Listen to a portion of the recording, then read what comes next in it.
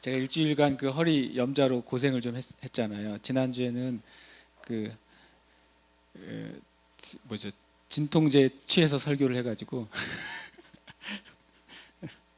그 일주일간 허리를 삐끗해가지고 고생하면서 이제 깨닫게 된 게 있어요. 정말 신기하게도 자세를 바로 잡고 서려고 그러면 고통스러워요. 그런데 그 자세를 좀 구부정하게 있으면 그 고통이 사라져요. 그래서 제가 무슨 생각을 했냐면, 고통을 멈추기 위해서는 자세를 구부정하게 하고 있으면 돼요. 그런데 내 몸을 바로 세우려면 뭐를 감수해야 돼요? 고통을 감수해야 돼요. 이럴 땐 참 어떻게 해야 되나 결정을 했죠. 뭐냐면 내 몸을 바로 세워야 되겠다. 그러니까 제가 일주일간 그 이제 스트레칭을 열심히 하면서 몸을 바로 잡는, 뭐 약도 안 주고 그냥 뭐 결국에는 제가 바로 걷고 바로 앉고 바로 서야지 세워지는 거였기 때문에요. 어떻게 보면 제가 이제 몸을 바로 세워서 생기는 고통은 실은 일종의 제가 이렇게 운전하게 되는 그 수업료죠, 수업료. 고통이 수업료가 되는 거죠. 실은 제가 이 값을 제대로 지불하지 않으면 제가 바로 서 있는 몸을 가질 수 없잖아요. 이렇게 구부정하게 있으면 아프지는 않아요. 그런데 바로 서는 순간 저의 그 어그러진 부분이 바로 세워져야 되니까 그게 고통스러운 거죠. 제가 자세가 바르지 않았나 봐요, 평소에. 그래서 제가 무슨 생각을 갖게 됐냐면, 마치 우리가 바로 서는 값을 지불하지 않고서는 바른 몸을 제가 가질 수 없는 것처럼, 실은 교회와 성도들도요, 성경의 바른 영적인 열매를 맺기 위해서는 우리의 잘못되어진 뒤틀려진 영적인 태도를 바로 세워야만 돼요. 때로는 그게 우리가 익숙하지 않기 때문에 마음의 영의 고통과 갈등을 겪을 수 있는 거예요. 우리의 삶 가운데요. 여러분과 저에게 익숙한 영적인 습관인데, 만약에 그것으로부터 지난날 진정한 영적인 열매가 없었다면, 다시 말씀드려요. 여러분과 제가 평소에 익숙한 신앙의 모습이나 영적인 습관이 있는데, 그렇게 살아왔는데, 그렇게 기도해 왔는데, 그렇게 전도해 왔는데, 그렇게 섬기고 봉사해 왔는데 진정한 영적인 열매가 없다면, 그러면 어떻게 해야 되는지 아십니까? 나의 영적인 습관과 영적인 경건을 의심해 봐야 돼요. 성경에서 이런 말씀 하셨어요. 좋은 나무는 몇 프로 정도 좋은 열매를 맺는다 그랬어요? 혹시 아세요? 성경에 퍼센트로 안 나와서 모르시나요? 좋은 나무에서는 반드시 좋은 열매가 나온다 그랬어요. 나쁜 나무에서는 반드시 나쁜 열매가 나온다 그랬어요. 그러면서 주님이 우리가 헷갈릴까 봐 이렇게 말씀하셨어요. 좋은 나무에서 나쁜 열매가 나올 수 없고, 나쁜 나무에서 좋은 열매가 나올 수 없느니라. 이것은 몇 퍼센트를 말하는 거예요? 100%를 말하는 거예요. 성경은 100%를 말합니다. 제가 계속 잘못된 틀어진 몸의 그 자세를 가지고 계속 있으면 아무리 좋은 보약을 먹어도 내 몸은 계속 잘못되어 있을 거예요. 그렇죠? 왜냐하면 내 몸이 제가 바른 태도를 갖지 않았기 때문에 그래요. 그리고 제가 전 꼿꼿하게 서 있는 줄 알았는데 알고 봤더니 아니라네요. 그래서 누군가가 바른 사람이 체크해 주지 않으면 내가 바르게 서 있는 줄을 모르고 있는 거예요. 제가 꽤 많은 시간을 오른쪽 다리로만 의지해서 서 있었대요. 그러니까 왼쪽 허리에 많은 에너지가 축적이 돼 있는 거죠. 그러다가 뭐 별것도 아닌 물통을 들다가 삐끗한 것이 겸손하게 며칠 기어다니고 이렇게 그랬던 거죠. 그래서 제가 곰곰이 생각해 본다 그랬잖아요. 주님, 나 이것 때문에 원인을 알게 해주시고 그 다음에 제가 여기서 그냥 배우고 싶다 그 주님께. 그러면서 제가 깨닫게 됐어요. 그리고 저의 저도 돌아보게 됐죠. 그러나 여러분에게 다시 또 말씀드려요. 여러분과 제가 진정한 열매가 없는 영적인 어떤 습관이 있다면 그 습관을 의심해 봐야 됩니다. 왜냐하면 성경은 말씀하세요. 좋은 뿌리에서만 좋은 열매가 맺어요. 나는 좋은 뿌리라고 하고 있는데 실제로 내 삶 가운데 좋은 열매가 없었다면 뭘 의심해야 되겠어요? 나의 뿌리를 의심해야 됩니다. 그리고 주님께 그걸 가지고 나가야 돼요. 주님, 나의 뿌리가, 나의 나무가 바르게 돼 있습니까? 안 돼 있습니까? 라고 주님께 물어보셔야만 돼요. 물론 주님의 뜻과 그 인도하심 아래서 여러분이 계속 하고 있는 거라면 지금 당장 열매가 보이지 않아도 어떻게 해야 돼요? 평생 하십시오. 왜냐하면 어떤 하나님의 특별한 인도하심과 명령 안에서 행할 때 그 열매는 하나님 나라에 맺히는 일들이 많이 있어요. 그럴 때는 우리가 내 눈에 지금 열매가 안 보여도 평생 해도 되는 일이에요. 그것은. 그러나 분명히 이 땅 가운데 지금 열매 맺을 것이라고 하는 영역 가운데서 내가 그렇게 해왔는데 열매가 없다면 죄송하지만 뿌리를 의심해 봐야 돼요. 로마서 2장 6절에 이렇게 말씀하고 있어요. 하나님께서 각 사람에게 그 행한 대로 보응하시되 참고 선을 행하여 영광과 존귀와 썩지 아니함을 구하는 자에게는 영생으로 하시고 오직 당을 지어 진리를 따르지 아니하고 불의를 따르는 자에게는 진노와 분노로 하시리라. 하나님 그 행한 대로 보응하세요. 이게 행한 대로 구원하시는 게 아니에요. 하나님은 믿음으로 구원하세요. 아시겠습니까? 그러나 하나님 나라에 가서 상급을 받을 때는 행한 대로 받습니다. 이거 헷갈리니까 사람들이 행위로 구원을 받느냐 마느냐 그러는데 이거 분명히 하고 넘어가셔야 돼요. 구원을 받고 못 받고는 예수님이 나를 위해 죽으시고 내 죄를 사해 주셨다는 사실을 믿고 내가 죄인인 것을 고백하고 주님 앞에 진정으로 회개해서 예수님을 영접함으로 구원받는 것입니다. 아멘. 그러나 하나님 나라의 상급이 분명히 있다고 말씀하시는 거예요. 지옥도 분명히 행위대로 벌을 받습니다. 그래서 우리가 예수 믿은 다음에 더 철저하게 내 말과 행위를 더 주님 앞에 세워가야 돼요. 이제 구원 받았으니까 천국 가는 티켓 땄으니까 이제는 됐다 이렇게 살면요 굉장히 부끄러워질 거예요. 하나님 앞에서. 그러니까 각 사람에게 행한 대로 보응하시는데 이 선을 행해 영생을 주시고 진노와 분노를 하시는 로마서 2장 7절 8절은 영원한 하나님 나라에서 이루어질 일이에요. 근데 그 다음에는 이 땅에서 이루어질 일을 말합니다. 똑같이 이 땅에서도 행한 대로 받는 보응이 있다 그래요. 그것을 뭐라고 말하면 로마서 2장 9절에 보면 악을 행하는 각 사람의 영에는 환난과 곤고가 있다라고 말해요. 성경에서 악은요 거짓말하고 남의 거 훔치고 음행하고 사기치고 사람 죽이는 것만 악이 아닌 걸 아시죠? 성경에서 악은 믿음 안에서 행하지 않는 것을 악이라 그래요. 진리 안에서 행하지 않는 것을 악이라 그래요. 그래서 하나님이 공의로우신 거예요. 겉으로 굉장히 선한 일을 행하지만 실제로 마음은 아주 더러운 인간이 있을 때 사람들은 그 사람을 선하다고 말하지만 하나님은 뭐라고 말해요? 죄인이라고 말씀하시는 거예요. 그러니까 하나님이 공의로우시죠. 사람은 속일 수 있지만 우리가 하나님은 속일 수가 없는 거예요. 그래서 주님이 악을 행하는 각 사람의 영에는 환난과 공고가 있고 선을 행하는 각 사람에게는 영광과 존귀와 평강이 있다고 그래요. 행위대로 보응이 있는데 이 땅 가운데서 첫 번째 그 열매는요 그 영혼 안에 있어요. 여러분의 심령 안에 맺혀지는 열매가 그 일을 하면 할수록 여러분 안에 환난과 곤고함이 쌓이는지, 다시 말씀드리면 제가 무슨 얘기가 나냐면 영적인 우리의 삶을 얘기하는 거예요. 내가 어떤 영적인 삶을 계속 열심히 하는데 계속 내 마음에는 할수록 왜 더 어렵고 힘들고 이 일이 지친다면 여러분 뭘 의심하라고요? 뿌리를 의심하라고요. 그것은 바른 열매가 아니니까. 그러나 선을 행하는 각 사람에게는 영광과 존귀와 평강이 있어요.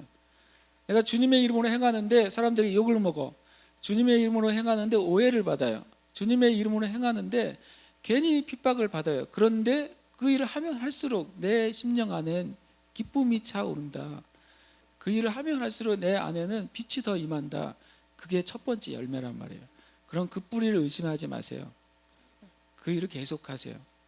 주님이 우리에게 주신 영적인 분별이에요. 열매는 첫 번째는 우리의 심령에 있어요. 그것을 쫓아가야 됩니다. 예를 들어서 이런 거예요. 내가 영적인 어떤 습관을 가지고 있는데 그것이 열매가 있느냐 없느냐를 예를 들면 부끄럽지만 제 예를 들어야 될 것 같아요. 그래서 제주에 와서 이제 개척한 다음에 아무도 없고 뭐 할 일도 없고 뭐 심심하면 톱질하고 그다음에 할 일이 없으니까 이제 산에 갔어요. 산에 제가 마음이 맞는 한 전도사님하고 매주 목요일 날 뭐 수요일은 수요 예배 있고 금요일은 금요 예배 있으니까 월요일은 하루 쉬어야 되겠고 화요일은 할 일이 많으니까 그래서 목요일 날 산에 올라갔단 말이죠. 한라산 한라수목원에 올라갔어요. 그때는 한라수목원 아십니까? 지금은 사람들이 많이 가지만 그때는 별로 찾는 이가 없었어요. 그래서 한라수목원 꼭대기 살짝 넘어가면 이게 사람이 잘 안 가는 장소가 있어요. 그래서 거기서 기도했단 말이죠. 거기서 엄청 목 놓아 소리 질러서 주님 하여튼간 밤새 기도했어요. 그 다음에 거기서 기도하고 그 다음에 도두봉 공항에서 보이는 그 조그마한 언덕 있잖아요. 그때도 사람이 아무도 안 올라왔어요. 그런데 거기 지금 완전 올레길이 돼가지고 밤에 기도하면 잡혀갈 것 같아요. 그런데 거기서 기도하고 1년 6개월을 매주 올라갔어요. 특별한 뭐 다른 어떤 일이 겹치지 않는 이상 저는 최선을 다한 거죠. 제 한에서 내가 할 수 있는 것 안에서 최선을 다한 거죠. 무슨 기도를 했냐고 몰라요. 하여튼간 뭐 그렇게 소리 지르는지 모르겠어요. 하여튼간 소리를 엄청 지르면서 기도했어요. 반응은 소리를 엄청 지르면서 한라수목원도 그렇고 도두봉도 기도하면 반응이 있었어요. 개소리, 개들이 우리가 저랑 그 전사님이랑 크게 부르짖으면서 밤에 기도하면 적막한 산에 개소리만 울려서요. 멍멍 자고 있는 개들을 깨워가지고 개소리만 났거든요. 제가 열심히 한 거죠. 열심히 했어요. 그런데 열매요. 첫 번째 열매는 제 안에 이 말한 것처럼 환난과 곤고, 그것은 뭐냐면 제 안에 변화가 없다는 걸 제가 경험하는 거예요. 왜 내 심령 안에 이 특별한 변화가 없을까, 이거였어요. 제 예수님을 부인하는 것도 아니고 제주에 개척하러 온 것이 확신이 안 되는 것도 아닌데 뭔가 내 심령에 내가 기대하던 그게 없는 거예요. 감동도 없고 어떤 큰 능력도 나에게 임한다고 느껴지지 않는 거예요. 거기다가 이 1년 6개월의 그 열심히 있는 것에 그 열매가 하나 생겼어요. 열매가 뭐냐면 편도가 부어서 맨날 고열로 시달리는 열매가 생겼어요. 목요일 날 쥐하고 부르짖고 내려오면 그 금요일 날은 깨갱하고 누워 있어야 돼요. 목이 편도가 부어서 고름이 막 흘러 넘치니까 말도 못하고 물도 못 먹고 침도 못 삼키는 수준으로. 그건 다음 주인데 또 올라가는 거죠. 열심히. 나중에 제가 2007년 12월 이후에 그때 제가 말씀 하나가 저에게 임했단 말이죠. 마가복음 11장 22절에 보면 예수께서 그들에게 대답하여 이르시되 하나님을 믿으라. 내가 진실로 너희에게 이르노니 누구든지 이 산더러 들려 바다에 던져지라 하며 그 말하는 것이 이루어질 줄 믿고 마음에 의심하지 아니하면 그대로 되리라. 그러므로 내가 너희에게 말하노니 무엇이든지 기도하고 구하는 것은 받은 줄로 믿으라. 그리하면 너희에게 그대로 되리라. 이 말씀을 제가 알게 됐어요. 그전에도 읽었던 말씀이지만 이 말씀이 저에게 비로소 자리를 잡았어요. 그리고 나서 그 산기도 가는 걸 멈췄어요. 그리고 나서 제가 주일날 나는 이제 전에도 몇 번 말씀드렸지만 나는 편도 때문에 이제 병원에 안 갈 겁니다. 왜냐하면 나는 하나님이 내 편도를 낫게 해주시고 그 의사는 이제 수술해서 잘라내자고 그랬고요. 잘라내지 않게 해주시고, 그리고 나 이제 이것 때문에 고생하지 않게 될 것입니다라고 말했단 말이죠. 뭘 의지해서요? 제가 이 말씀이 나한테 들어온 다음에 그것을 의지해서. 그리고 아직 편도 때문에 고생을 아직 8년째 안 하고 있어요. 제가 저의 뿌리를 의심하게 된 거죠. 매주 목요일 날 그 산에 기어 올라가서 3시, 4시까지 소리 고래고래 지르고 하나님께 기도하고, 뭐 제주도를 집어삼킬 듯이 맨날 씹어 먹을 듯이 그냥 이렇게 기도하고. 근데 나의 심령에 그것이 없는 거예요, 뭔가가. 그래서 제가 저의 뿌리를 의심한 거예요. 내가 이렇게 하는 것이 이것을 위해서 옳은 것인가? 그것이 죄는 아니지만 그것이 열매가 있는 일인가? 라고 하는 거죠. 그리고 또 사모님이랑 저랑 또 심심하면 저희가 신제주에 있었는데 저녁 먹으면 돌아가면서 한 번씩 가는 거죠. 그 신제주, 그 당시에 제가 조사했을 때 대형 호텔이 23개 있었거든요. 거기를 이제 다니면서 떠나가라, 물러가라, 쪼개져라, 복상 망해라 뭐 이렇게 하면서 그 동네를 1시간씩 도는 거예요. 오늘은 우리가 자녀가 셋이니까 돌아가면서 같이 돌면 이 셋이 어떻게 안 되니, 그때는 어리니까 오늘은 사모님이 한 바퀴 그 다음은 내가 한 바퀴. 그런데 뭐가 없다고요? 열매가 없는 거예요. 다시 제가 뿌리를 의심하는 거죠. 그것이 죄는 아니지만, 그죠? 이것이 열매가 있는 일이냐 없느냐 그거예요. 그래서 여러분과 제가 하나님의 말씀 안에서 우리의 뿌리를 교정받지 않고서는 죄송하지만 열매가 없을 겁니다. 예수님이 말씀하셨어요. 좋은 나무에서 나쁜 열매가 있을 수가 없다. 근데 여러분 있다 그러면은 안 되는 거예요. 그 가짜인 거예요. 예수님이 말씀하셨으니까. 나쁜 뿌리에서 절대로 좋은 열매가 나올 수 없다 그러셨잖아요. 근데 우리가 이렇게 말한단 말이죠. 이거는 성경에 이렇게 말하지만 이렇게 해도 돼 라고 말하는 거죠. 예수님은 단호하세요. 절대로 너가 열매를 못 볼 거야. 만약에 네가 열매를 얻었다고 하는 게 있다면 그건 분명히 나에게서부터 나온 것이 아닐 거야. 주님의 말씀이 되게 단순한데 너무 명확해요. 하나님을 대적하는 게 뭔지 아세요? 하나님을 대적하는 거는요, 바른 성경적인 지식 위에 놓여있지 않은 모든 영적인 열심들입니다. 다시 말씀드릴게요. 하나님을 대적하는 것은 뭐냐면 바른 성경적인 지식 위에 놓여있지 않는 모든 영적인 열심들이에요.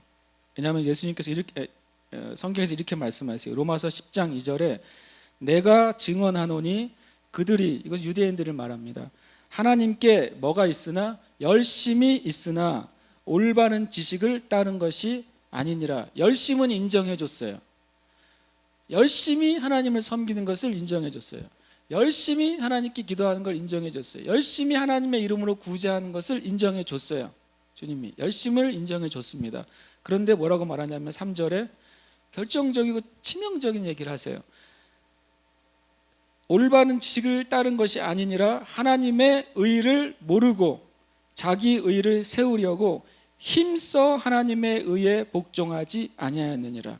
얼마나 뼈아픈 말이냐면요, 하나님을 위해 진짜 열심히 했는데 결과적으로 힘써서 하나님께 불복종했다는 거예요.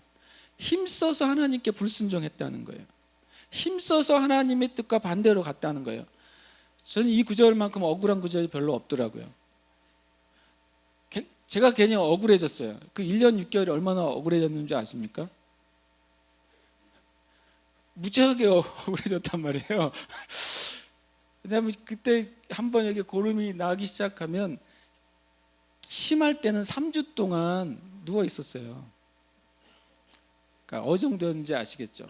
기어 올라가서 설교하고 다시 내려와서 다시 누워 있었어요. 다행히 교회가 사택이고 사택이 교회였으니까 굉장히 은혜였죠. 기어 올라가서 설교하고 내 방에 기어 가서 누우면 됐으니까. 다시 말씀드려요. 우리의 그것이 그 자체가 죄는 아니에요. 그렇지만 하나님의 올 말씀의 올바른 지식을 따르지 않을 때에는 이 뼈아픈 구절이요, 힘써 하나님에 의해 복종하지 않을 수도 있어요. 하나님께 열심히 있는데 지식을 따르지 않는 것은 결과적으로서 하나님을 대적합니다. 그 결과는 뭔지 아세요? 우리에게 불복종하는 그 영역이 절대로 변화되지 않는 거예요. 여러분, 기도할 때 어떤 대상이 있잖아요. 내 자녀 누가 얘가 진짜 하나님의 사람이 되기를 원해서 기도해요.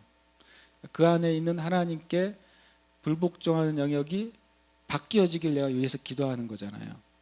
근데 내가 기도하거나 주님께 나아가는데 말씀에서 말하는 지식을 따라서, 성경의 진리를 따라서 내 자녀를 위해 기도하지 못하면 절대로 그 자녀가 변하지 않는다는 거예요. 열매가 없을 거라고 예수님이 그랬으니까. 그리고 되게 중요해요. 교회가 하나님의 일을 할 때 철저하게 하나님의 말씀에 근거해서 하느냐 안 하느냐는 교회가 성공하느냐 안 하느냐의 문제가 아니에요. 교회가 철저하게 하나님의 말씀에 근거해서 행하지 않을 때에는 교회가 오히려 하나님을 불복종하는 거예요. 그러면 하나님을 불복종하고 있는 마귀의 모든 영역이 절대로 안 변하는 거예요. 그러니까 교회가 안 변하면 절대 세상이 변할 수가 없게 돼 있어요.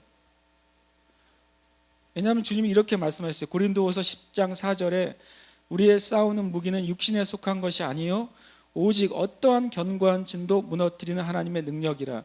여러분, 이걸 믿으셔야 돼요. 어떤 견고한 진도 무너지게 되어 있습니다. 이 세상에 있는 어떤 것도 무너지지 않을 영역이 없어요. 그래서 주님이 말씀하셨어요. 어떤 견고한 진도 하나님의 강력, 하나님의 능력은 무너뜨린대요. 이걸 일단 믿어야 돼요. 모든 것은, 하나님을 대적하고 있는 모든 것은 무너지게 돼 있구나.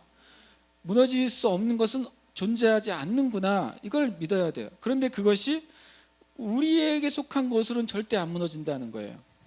우리가 하는 우리의 능력이나 우리의 어떤 지혜로는 절대로 마귀가 이 세상에 쌓아놓은 그 마귀의 진이 절대로 무너지지 않는다는 거예요.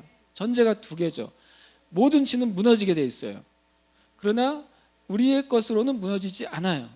그래서 하나님의 것으로만 무너져요. 그런데 그 다음에 이 하나님의 것이 이 견고한 진을 무너뜨리는데 왜 무엇을 통해서 무너뜨리시냐는 거예요. 그 하나님의 능력이 어떻게 작동하게 되느냐는 거죠.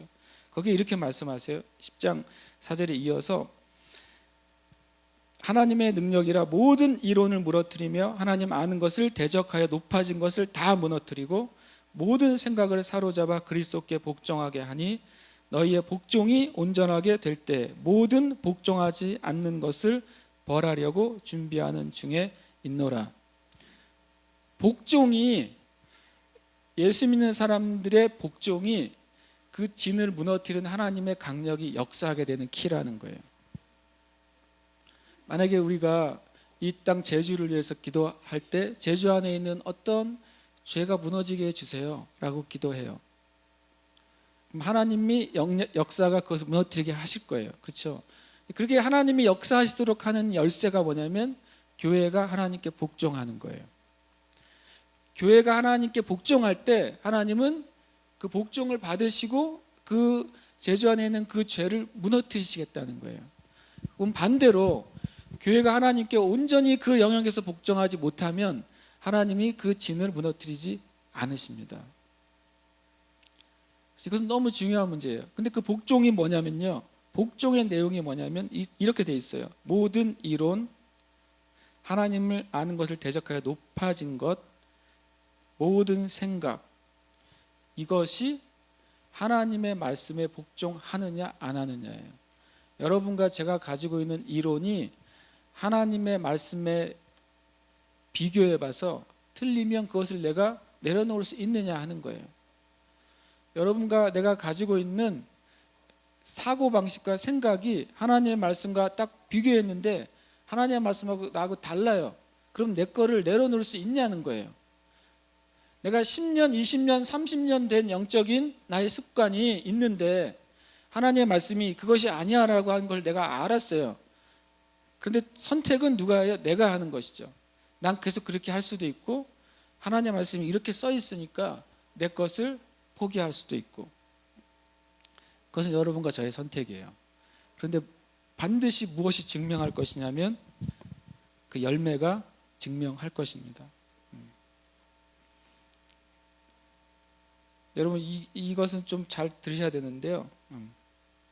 주님의 생각은 주님의 말씀에 기록되어 있어요. 그렇죠? 예.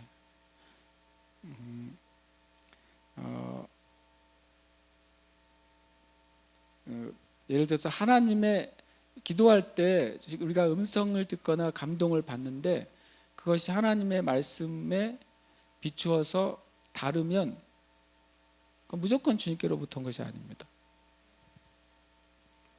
아무리 위대한 이 환상이 보여도 성경의 말씀과 다르면 그건 아니에요. 그건 믿지 마십시오. 하나님은 하나님 자신이 기록하시는 말씀에 위배된 음성이나 감동이나 꿈이나 계시나 환상이나 예언을 주시지 않습니다. 하나님은 하나님 자신의 말을 스스로 배반하지 않으세요. 그래서 특별히 우리가 조심해야 될 것이 있는 게 뭐냐면요, 우리가 사용하는 영적인 용어들이 성경에 있는 용어인지 아닌지 살펴보세요. 그것이 되게 중요합니다. 그래서 주님과 나의 생각이 같아질 수 있는 방법은 성경의 나의 영적인 용어들을 성경의 단어를 사용하도록 노력하세요. 성경에서 이것을 표현할 때 이런 단어를 쓰고 있으면 그 단어를 쓰세요. 그러면 하나님의 생각과 나의 생각이 계속 맞춰져 갑니다. 퍼즐이 그렇잖아요. 계속 같은 모양으로 맞춰져 가요. 저는 올해 초부터 작년보다 여러분이 2배로 경건의 삶을 추구하라고 계속 말을 하고 있습니다. 예. 작년보다 2배의 선거 삶을 추구하라. 그렇게 하고 계십니까? 예. 그렇게 하시려고 노력하는 게 저에게도 보여요. 그래서 여러분이 참 귀한 것 같아요. 근데 만약에 그렇게 하려고 하는 생각을 접으셨다면 회개하십시오. 주님 앞에 회개해야 돼요. 여러분 육신의 게으름만 게으름이 아니에요. 우리 영적인 게으름도 게으름이에요. 여러분 만약에 이 영적인 훈련이라는 게요, 목사님 작년보다 2배 하려면 너무 힘들어요 그러는데 이렇게 생각해 보세요. 어떤 운동선수가 1년 내내 같은 양의 운동을 계속한다. 만약에 어느 역도선수가 자기가 100kg를 들을 수 있어요. 그럼 1년 내내 100kg만 들어요. 그 사람은 선수로서는 자격이 있어요, 없어요? 없습니다. 없어요. 아예 없다고 보는 거죠. 왜냐하면 그가 대회에 나가면 100kg만 들을 것이니까. 선수가 아니에요. 생활 체육인은 되죠. 예수 믿는 사람들이 나는 평생 성경 한 장씩만 읽겠어요. 죄송하지만 회개해야 됩니다. 그건 성경을 안 읽는 거하고 똑같아요. 왜냐하면 만약에 여러분과 제가 영의 양식인 성경을 읽는다면 2가지 현상이 있을 거예요. 제대로 읽는다면 더 읽고 싶어질 거예요. 그게 정상이에요. 그리고 또 하나는 더 읽어야 되겠다는 뭐가 생기겠어요? 의지가 생길 것입니다. 내가 제대로 된 선수라면 내가 100kg를 오늘 들었다면 내일은 101kg라도 도전해보고 싶을 거예요. 정상적인 운동선수라면. 그렇죠? 근데 만약에 여러분 안에 내가 올해는 더 주님 앞에 기도하고 해야지라는 마음이 없다면 회개하셔야 돼요. 비정상이란 말이에요. 여러분과 여러분의 심령이 비정상이에요. 이것도 비정상이에요. 내가 옛날엔 잘했는데 그 정도까지 했으면 좋겠다. 이것도 비정상이에요. 주님이 우리에게 요구하시는 것은 계속 주님을 향해 가라고 하는 것이지 나의 과거를 향해 가라고 하시는 게 아니에요. 우리의 신앙생활의 과거의 영광을 쫓아가라고 하시는 것도 아니에요. 심지어 여러분과 저의 삶 가운데 과거에 엄청난 영광이 있었다 할지라도 오히려 하나님 앞에 그것을 없는 것으로 여겨야 되는 거예요. 하나님 앞에서 욕심을 내시길 축복해요. 욕심을 내십시오.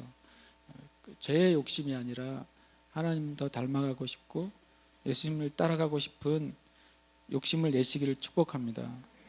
로마서 12장 11절에 이런 말씀이 있어요. 부지런하여 게으르지 말고 열심을 품고 주를 섬겨라. 부지런하십시오. 그리고 게으르지 마십시오. 열심을 품으세요. 그리고 열심을 품음으로 주님을 섬기세요. 제가 하나님 앞에 갔을 때 제가 목사로서 주님께서 허락하신 성도들에게 해야 될 말을 하지 않아서 또는 해야 될 말을 눈치 때문에 하지 못해서 하나님 앞에 가서 죄송해지고 싶지가 않아요. 그러니까 저의 경험이나 저의 수준으로 말하면 안 되죠. 만약에 저의 경험이나 저의 수준으로 말하면 이 중에 저보다 더 많은 영적인 경험이 있는 분이 와서 얘기를 하고 저는 앉아서 배워야 돼요. 저의 수준으로 말하면 이 중에 계신 분 중에 저보다 더 많이 공부한 분들이 여기에 서고 저는 앉아서 배워야 돼요. 그러나 하나님이 저를 목사로 부르셨을 때 이렇게 불러주셨을 것 같아요. 너의 수준이 아니라 내 수준으로 얘기하라고 부르셨을 거예요. 너의 의견이 아니라 나의 의견을 말하라고 부르셨을 거예요. 그래서 여러분 저를 위해서 기도해 주실 때 이 고웅영 목사가 자기의 수준과 의견을 말하지 않게 해달라고 기도해 주세요. 그렇게 많이 기도하는 분들은 제가 말할 때 더 많이 상처를 받으실 거예요. 기도를 하셨으니까.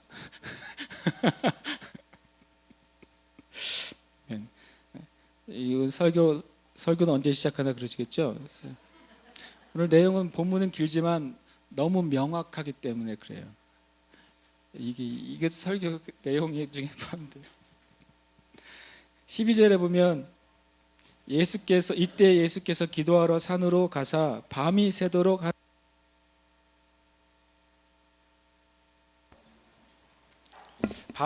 하나님께 기도하셨다고 되어 있어요. 이 문장이 엄청 재밌어요. 왜냐하면 이때 예수께서 기도하시러 산으로 가사라고 말해요. 이때가 어느 때예요? 이때가 바로 11절에 나오는데 이렇게 되어 있습니다. 그들은 노기가 가득하여 예수를 어떻게 할까 서로 의논하니라. 이때 이렇게 되어 있어요. 예수님을 어떻게 하면 처치할까? 저 인간을 어떻게 하면 이 안식일을 거부하고 그리고 심지어는 이제는 정말 갈아버리겠어. 이 옛날 가죽부대가 아니라 새 가죽부대로 갈아버리겠다고 그렇게 말하는 예수를 어떻게 하면 우리가 처치할까라고 회의가 벌어지고 있는 때 예수님은 뭐 하러 가세요? 기도하러 산으로 가셨대요. 완전 무시. 완전 무시죠. 지금 예수님을 어떻게 잡아 죽일까 사람들이 모여 있는데 그러면 열심히들 하세요. 그리고 나는 기도하러 올라가는 거예요. 저는 이 문장 가만히 제가 묵상하다가 나도 이렇게 해야 되겠다 이런 생각이 들었어요. 나도 이렇게 해야 되겠다. 마귀가 하는 계획을 내가 무시해야 되겠다. 마귀가 나를 향해서 하는 그 나쁜 나를 죽이려고 하는 모든 계획을 내가 예수님처럼 싹 무시해버려야 되겠다. 마귀가 하려고 하는 모든 오해와 마귀가 퍼뜨리는 모든 참소와 모든 거짓말들 모든 계획들은 나도 예수님처럼 어떻게 하겠다? 완전히 무시해버려야 되겠다. 빈 깡통 캔 밟아버리듯이 그냥 제가 이 말씀을 읽으면서 야 예수님이 진짜 예수님이시구나 제가 생각했어요. 이때 예수께서 기도하러 산으로 가셨어요. 왜냐하면 바로 전에 예수님이 이렇게 말씀하셨어요. 예수님이 저들의 생각을 아시고 그랬어요. 예수님이 하시는 행동에 대해서 어떻게 할까라고 그들이 마음속으로 생각하는 것까지도 주님이 아시잖아요. 그럼 이들이 예수님을 잡아 죽이려고 모여서 회의하고 있다는 것을 아세요, 모르세요? 당연히 100% 아시죠. 그걸 다 아시면서도 뭐라고 말하냐면 이때 예수께서 기도하러 산으로 가셨어요. 기도하러 산으로 가셔서 저 같으면 이렇게 기도하겠죠. 주님 저들의 도모를 끊어주시고 마귀를 멸망시켜주시고 좀 더 나아가서 예수님의 이름으로 이 모든 거짓을 계획하는 마귀는 떠나갈지어다 라고 기도하겠죠. 주님은 가셔서 뭐라고 기도하는지 아세요? 지금 12명이 누구세요? 이렇게 밤새 기도하신 기도 제목이 마귀를 대적하거나 그 계획이 숲으로 돌아가게 해달라고 주님께 간구하거나 하늘에서 불이 떨어져 가지고 깨닫게 해달라고 기도한 것도 아니고, 주님의 하나님 나라에서 새 가죽 부대로 세워야 될 그 사람들이 누굽니까? 이거 밤새 기도하셨단 말이에요. 그래서 주님의 관점과 지금 우리의 관점이 얼마나 실은 다른가 제가 느꼈어요.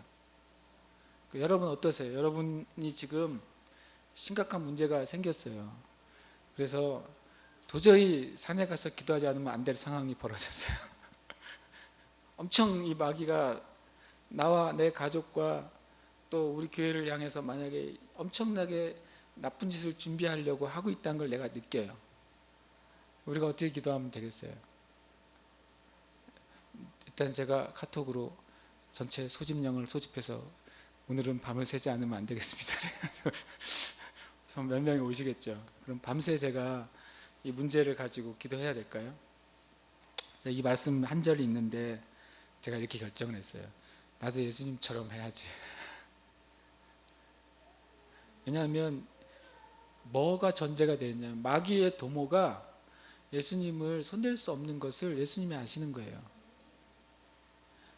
마귀가 백날 첫날 예수님을 잡아 죽이려고 도모할지라도 하나님의 때 하나님의 허락이 없이는 절대로 예수님을 손댈 수 없다는 걸 예수님이 아시기 때문에 그래요.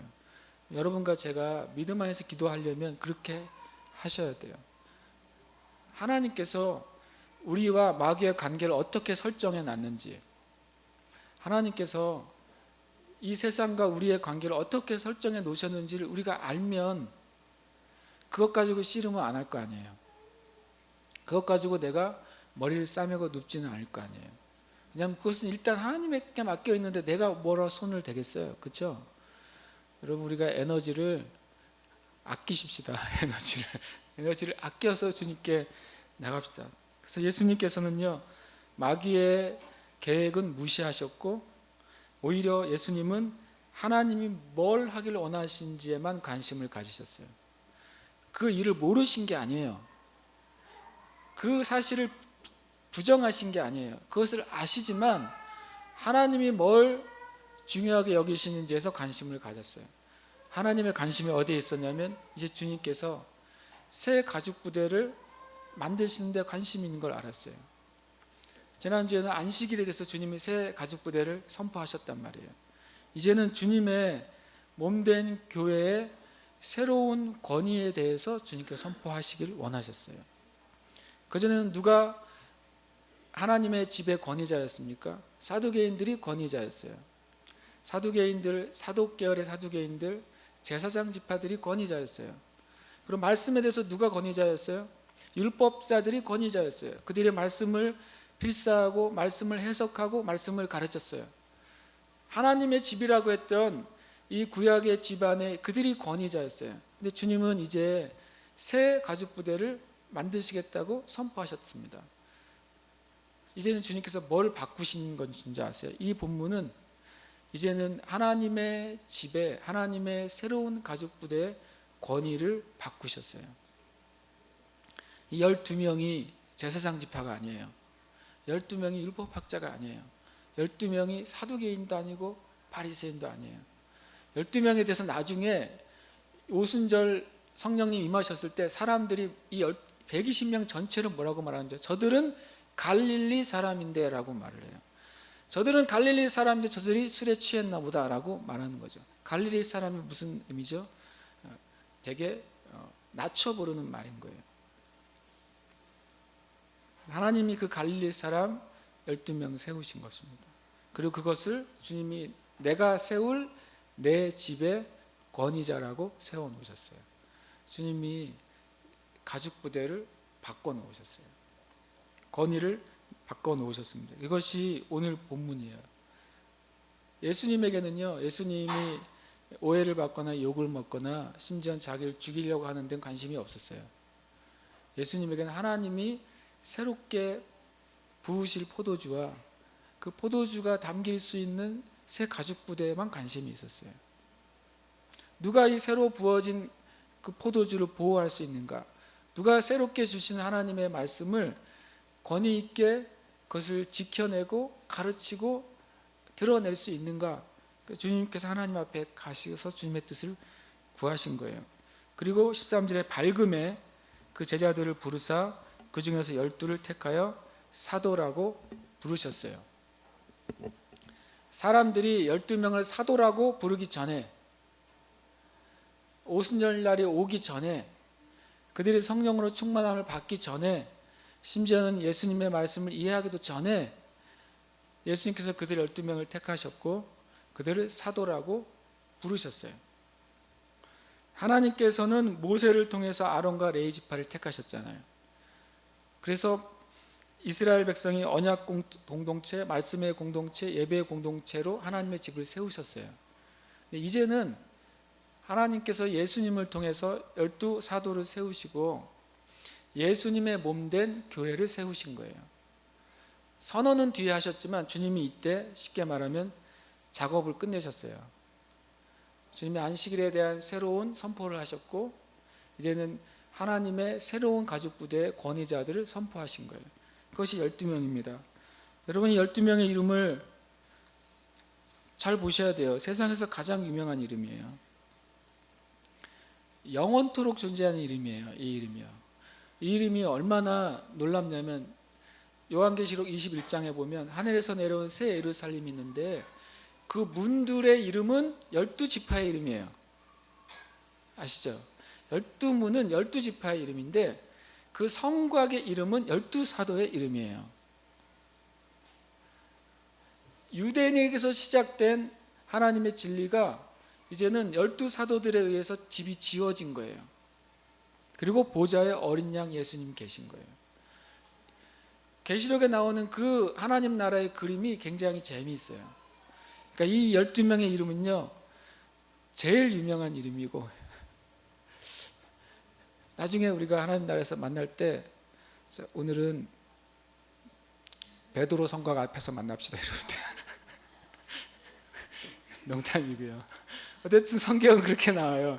12지파의 이름이 있는 문을 통해서 들어오고 나갈 것이고 그 성곽 전체는 12사도의 이름에 의해서 세워진다고 말하고 있어요. 그리고 주님이 이 선포하시고서 17절에 이렇게 되어 있습니다. 예수께서 그들과 함께 내려오사 평지에 서시니. 이 문장이 너무 재밌어요. 만화 같은 거 혹시 보신 적 있으세요? 이렇게 이렇게 히어로들이 딱 준비가 돼가지고 짜잔 하고 나타나면 빛이 뒤에서 후광이 쫙 펼쳐지면서 새로운 세상이 시작되잖아요. 예수님이 산에 올라가셔서 밤새 기도하셨어요. 밤새 주님께 기도하시고 하나님께 하나님의 뜻을 물으셨어요. 심지어는 예수님을 배반할 가룟 유다까지도 하나님께서 선택하실 때 예수님이 놓으라고 하지 않으셨어요. 하나님의 뜻을 받으셨어요. 그대로 받으시고 제자들 가운데 12명을 당신들이 하나님이 세우신 교회 사도들이라고 선포하셨어요. 제자들 중에 예수님보다 나이가 많은 베드로도 있었습니다. 예수님보다 훨씬 어린 요한도 있었습니다. 그러나 그들을 주님이 하나님의 뜻 안에서 12명을 세웠단 말이에요. 그리고 그 12명과 함께 짜잔 하고 내려오셨다니까요. 평지에 서셨어요.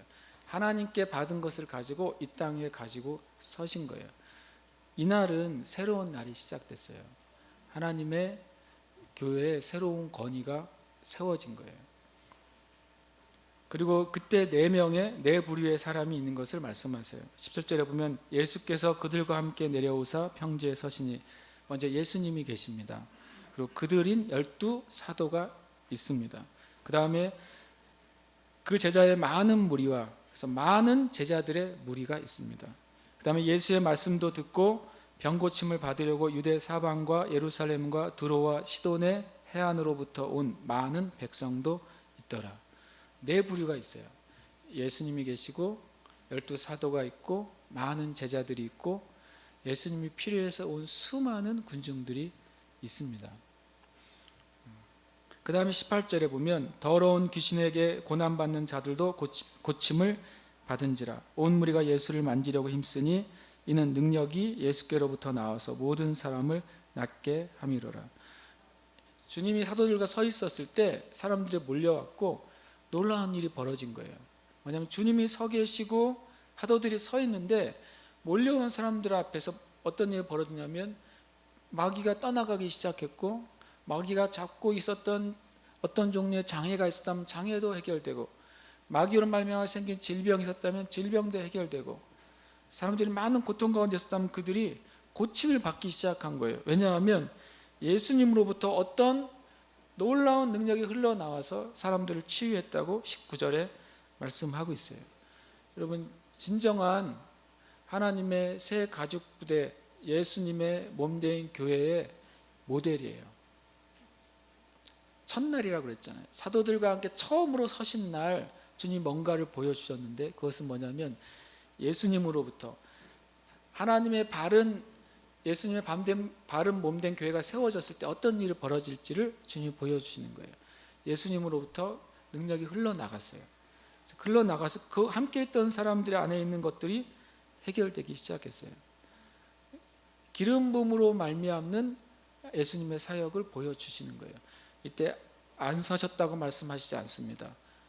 이때는 설교하셨다고 말씀하시지도 않아요.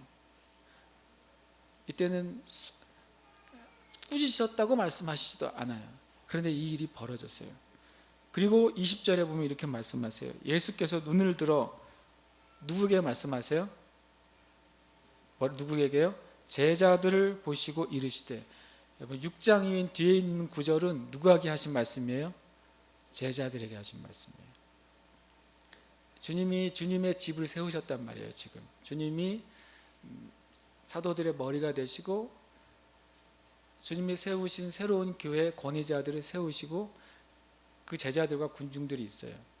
그때 주님이 이제는 이 세워진 하나님의 제자들이 어떤 일을 당하게 될 것인지, 그때 어떻게 해야 되는지를 말씀하셨어요. 1차적으로 누구에게 말씀하신다고요? 제자들에게 말씀하세요. 그 다음 말은 우리가 다 아는 말이에요. 가난한 자는 복이 있고, 또 줄인 자는 복이 있고, 우는 자는 복이 있고, 또 인자로 인해서 미워하고 욕하고 악하다 하며 버림받는 게 복이 있다고 말해요. 누구에게 지금 말씀하신다고요? 제자들에게. 그 말은 뭐냐면 제자들이 하나님 나라 위에 서게 될 때 어떤 일을 겪게 될 것인 거예요. 그들이 가난하게 되는 일을 겪을 것이기 때문에 그래요. 그들이 줄이는 일을 겪을 것이기 때문에 그래요. 그들이 우는 일을 겪을 것이기 때문에, 그들이 예수님으로 말미암아서 미움당하고 욕을 먹고 악하다 하는 말을 들을 것이기 때문에 주님이 하시는 거예요. 제자들에게 말씀하시는 거예요. 이제 세워 놓으시고 너희가 하나님 나라의 삶을 살 때 이런 일이 있을 것이다 라고 말하는 것이죠. 그런데 뭐라고 하냐면 그들에게 복이 있다고 그래요. 너희가 나의 제자로 살아갈 때 그 일이 있을 것이지만 복이 있을 거라고 또 말씀하시는 거예요. 그러면서 23절에 말씀하세요. 그날이 뭐예요? 너희가 나 때문에 가난하게 될 때, 나 때문에 울게 될 때, 나로 인하여 욕 먹게 될 때, 나를 위해 사는 것 때문에 손해보게 될 때 뭐라고 말씀하세요? 23절에 그날에 기뻐하고 뛰놀라라고 말씀하시는 거예요. 그들이 그들의 선지자들에게 이와 같이 하였다라고 말해요. 우리가 다 아시는 것처럼, 또 모르시더라도 주님이 이것은 실제적인 삶도 포함되지만 영적인 삶을 말씀하고 있어요. 마태복음 5장에서는 다 뭐를 붙이는지 아십니까? 이 메시지에 마음이 가난한 자, 심령이 깨끗한 자, 마음이 온유한 자, 마음이 의에 줄이고 목마른 자, 마음이 애통하는 자를 말씀하세요. 그러면서 24절에 경고하세요. 화 있을진전 너희 부요한 자여. 이것은 뭐죠? 그의 심령이 교만한 것을 말하는 거예요. 너희는 너희의 위로를 이미 받았다라고 말씀하세요.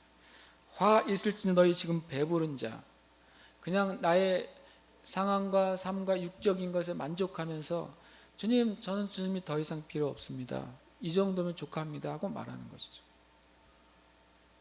너희가 줄이게 될 것이라는 거예요. 성경에서 줄임은 진리가 결핍된 상태가 줄이는 거예요. 너희가 말씀을 찾아다니게 될 거라고 말씀하세요. 말씀이 없는 줄임과 가람이 있을 것이다 라고 말씀하시는 거예요. 지금 너희 웃는 자여 너희가 애통하며 울리로다. 26절에 너희 모든 사람이 너희를 칭찬하면 화가 있도다. 그들의 조상들이 거짓 선지자들에게 이와 같이 하였느니라. 우리가 주님 앞에서 새 부대가 되어 가고 있습니다. 아멘. 주님이 왜 새 부대를 말씀하셨어요? 헌 부대로는 안 되겠다는 거예요. 헌 부대로는 이제 일이 끝났다고 하는 거예요. 그렇다면 여러분과 제가 주님께 정말 진지하게 물어봐야 돼요. 내 삶 가운데 주님이 이제는 됐다. 이제 그거 그만하고 그 일 좀 그만하고 이제 내가 새로 주는 이 부대를 받으라고 하시는 거, 그거 받으셔야 돼요. 주님이 이제 됐다. 그 노력이 이제 거기까지만 해라라고 하시는데 계속 하시면 안 돼요. 왜냐하면 거기서 열매가 없어요. 제가 이런 생각을 해요. 여러분과 제가 진짜 하나님의 말씀에서 말씀하고 있는 걸 내가 하려고 하는 마음을 가지고 시작한다면 빠르게는 2017년이면 열매를 보게 될 겁니다. 전 늦어도 2019년엔 열매를 볼 거라고 생각해요. 왜냐하면 성경에 이렇게 말해요. 주인이 그 농부에게 뭐라고 말하냐면 내가 작년에 심었는데 올해 열매가 안 나왔다. 찍어버려라 그랬어요. 그러면 첫 번째는 1년 안에 열매 맺을 수 있다는 거예요. 그런데 뭐라고 말합니까? 농부는 시간을 달라 그래요. 채장 몇 년이요? 3년까지 시간을 달라 그래요. 그때까지도 열매를 안 맺으면 찍어버리셔서 그래요. 저는 우리가 믿음의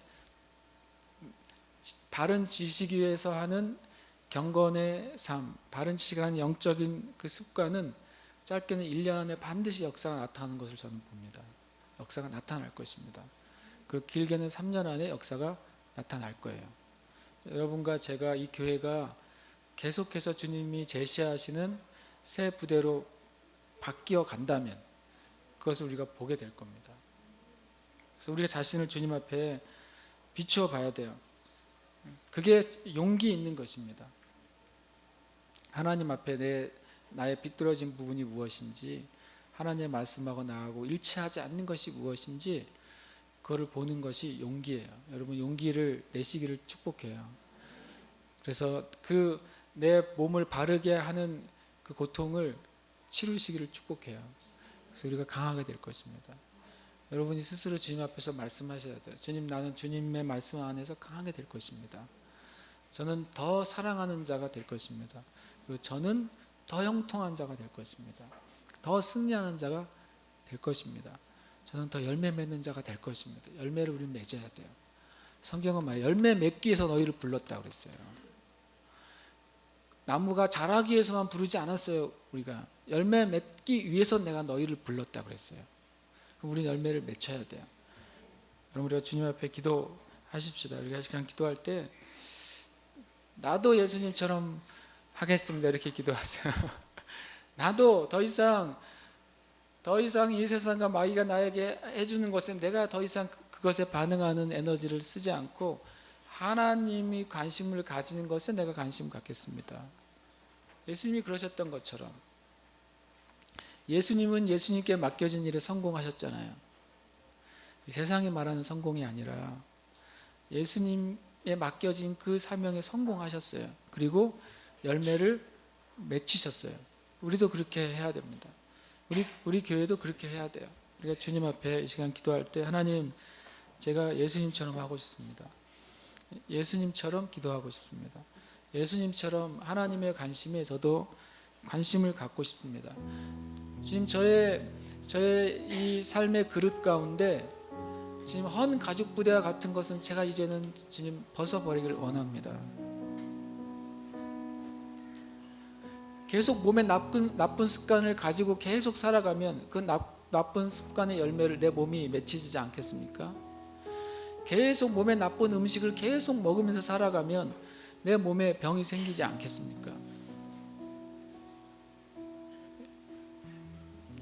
요즘 뭐라고 할까, 조영남 씨가 그 위작 때문에 말하면서 참 자기가 코믹하게 말했는데 이런 말이 참 제가 보면서 진짜 맞는 말이다 이렇게 말했어요. 어느 콘서트에 가서 이렇게 말했대요. 어른들이 화투 가지고 장난치면 망한다 그랬는데 자기가 너무 화투 가지고 많이 놀아서 이렇게 망했다고. 괜히 제가 불쌍한 마음이 들었어요, 그분이. 왜냐하면 그분은 선교사님에 의해서 자기 인생이 시작됐어요. 예수님 만나서 시작되는데 점점점 멀어져가 있잖아요. 화투를 그리는 사람이 되고 또 화투를 또 그리게 해가지고 돈 버는 사람이 되고. 죄송하지만 제 마음에 그분을 위해 기도해야 되겠다는 마음이 들었어요. 근데 여러분과 저 똑같아요. 잘못된 거 계속 가지고 가면 그 열매를 우리가 반드시 얻어야 돼요. 그것이 육신의 것이든, 육신의 것도 육의 열매를 얻습니다. 우리 정신의 것도 계속 그것을 우리가 가지고 가면 그 열매를 반드시 얻을 거예요. 더 심각한 건 우리 영혼의 열매예요. 내 영혼에 진리를 가지고 가면 열매를 맺을 것이고, 진리가 아닌 것 가지고 살면 또 그 열매 내가 싫어도 내가 먹어야 돼요. 그렇게 살고 싶진 않잖아요. 그리고 주님이 우리를 창조하실 때 잘못된 열매를 맺히고 그거 먹고 살라고 우리 만드신 게 진짜 아니란 말이죠. 우리가 이 시간 기도할 때 주님, 저는 하나님의 그 계획대로 살고 싶고 또 예수님처럼 기도하고 싶습니다. 그러니까 주님 앞에 기도하십시오.